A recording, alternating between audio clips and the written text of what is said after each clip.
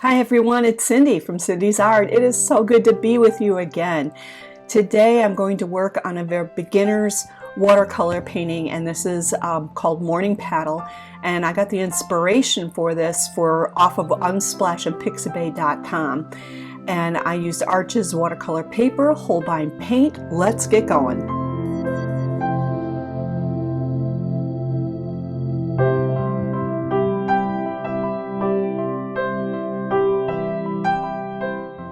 Use washi tape. This is a 1/4 inch size, and it'll protect the edges while you're painting. You want to be able to frame your picture later on, and you need to have an edge around it. Otherwise, you're going to miss some beautiful details. It'll go into those edges and you cannot see it when you frame it.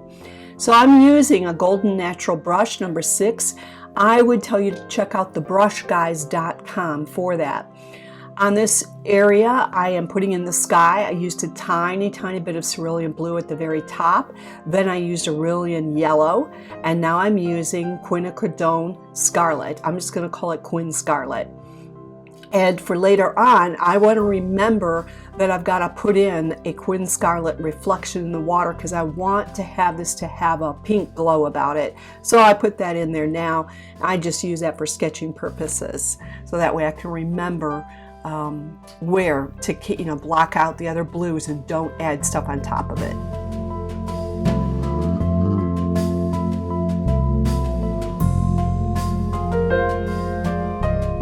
I'm working wet on wet. That means my paper is wet, my brush has got water in it and has paint on it, and I'm dabbing in this color, this Quin Scarlet. I'm dabbing it in order for me to develop a little bit of clouds in the sky. And I'm going to use the Quin for that. Then later on, I'll add a little bit of permanent violet and a tiny bit of neutral to darken that up.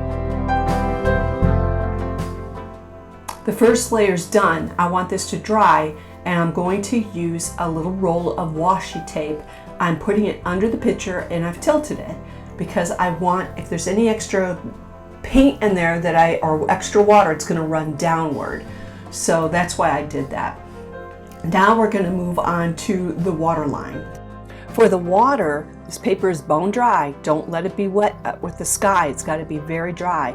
I'm using ultramarine blue deep, neutral, Aurelian, which is yellow, horizon blue, which is this beautiful teal blue that I'm putting on right now, and then a little bit of that Quin Scarlet. So as I've sketched out a little bit of the light color in the water, I'm going to quickly shift into adding some more depth of the color. Everything is still wet. I'm not adding more water on at this point. All I'm doing is using the paint and just adding enough on the brush to pop those colors. I want to see them a little bit more.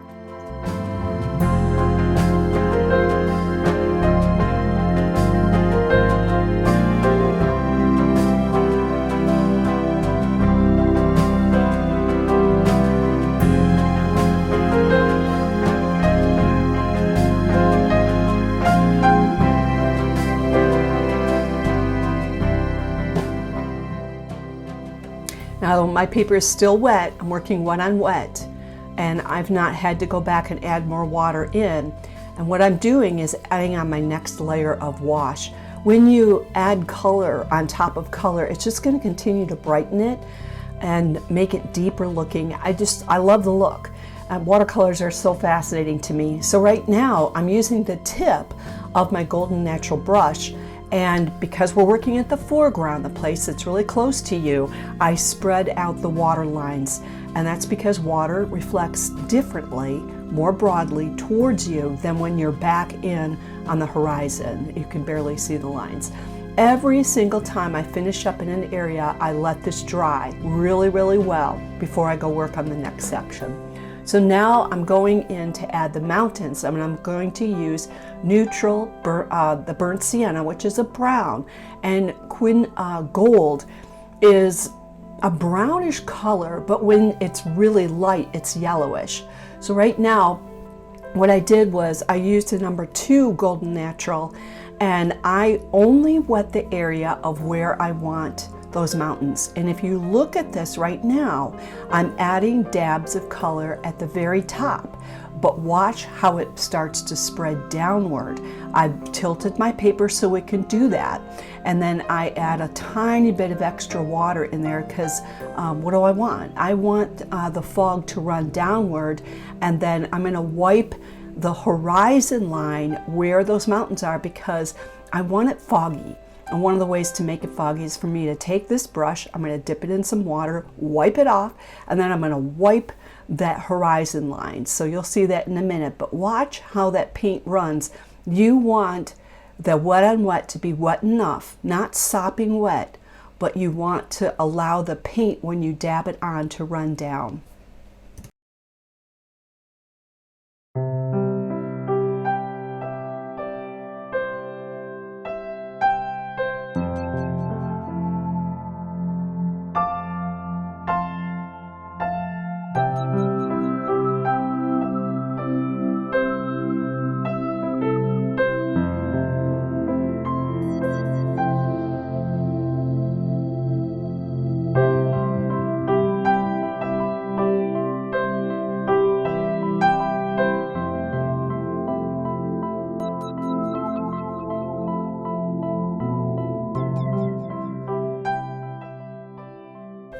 I'm using my number 2 Golden Natural brush again, and I only have a tiny bit of water on it and a tiny bit of neutral.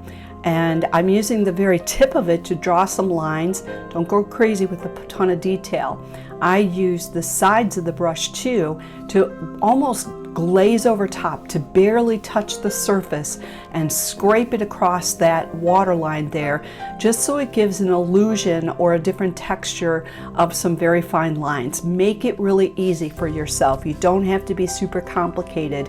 And I tend to want to paint a lot of detail, so I have to discipline myself not to do that. And the reason why is if I paint a ton of detail in one section, it better be the focal point, the place where you want people's eye to go towards, or I'm going to have to paint that detail all over the painting.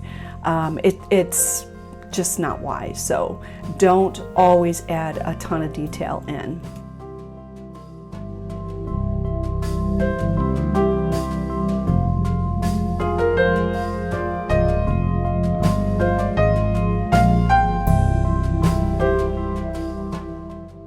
I'm changing my color now from just using neutral into ultramarine blue deep plus a little bit of horizon, and I'm going to move lower, like into the foreground. The bottom part of the paper is the foreground, and I'm going to add some of the wave color in there, but it's going to be a tiny bit of the permanent violet, a little bit of the QUINA Scarlet, and I'm going to do that just to develop some of the darkness of the wave.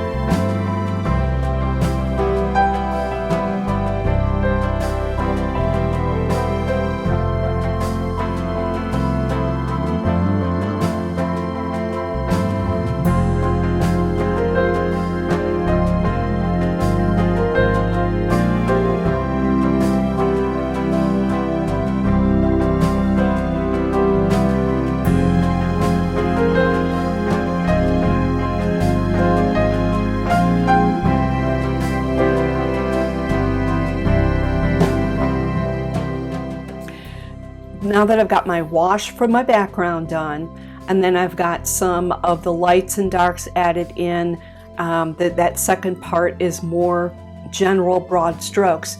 Now I'm adding in a tiny bit of detail to develop the waves in the foreground and in the mid area, and I'm highlighting some of the darker waves. If I don't put a little bit of the dark in there, you're not going to see how beautiful the light waves are, or the reflection is of the water. So light begs to have darkness. So I'm going to darken this up and we'll see where it goes.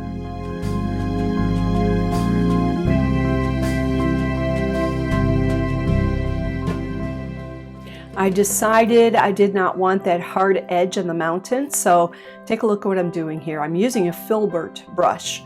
It's a brush that you can use for blending things in, and what I did, I am dipping my brush every single time in water and washing it out, and then I'm rubbing it on that towel that you see right there. And I'm doing that because I want to have a clean brush. It has a tiny bit of water, and all I'm doing is going from the top part down. So I'm coming from the outside in towards softening up that edge. That works really well for me. It's a clean edge. If I did it the opposite way, my tops become fuzzy. So this works for me, and maybe it'll work for you too.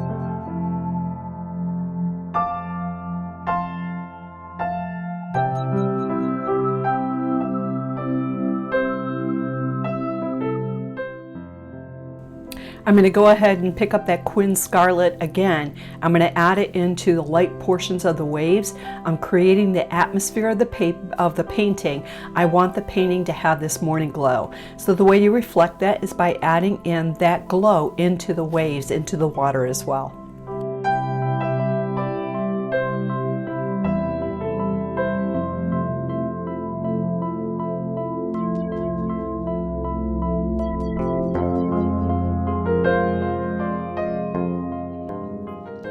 I let this dry really well, and then I picked up my Micron pen. This is like a size 0.5. It's small, but it works really well.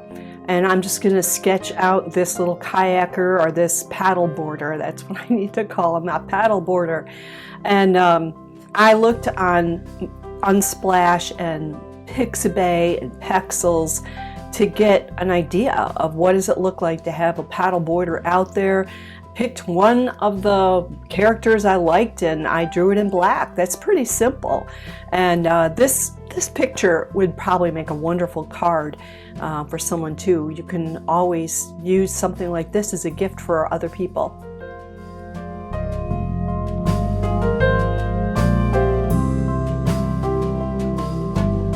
It's time to peel off the tape and to see what this looks like. And I'm always asking myself at this point, what does this need? And I decided to add a little bit more coloring into the sky, and I also am softening any fuzzy edges I see. Again, I'm using that filbert brush, and I am attacking from the outside going in. And the reason why for me, if I do it the opposite way, it'll wind up pushing color into the sky more versus allowing me to just soften up what already is.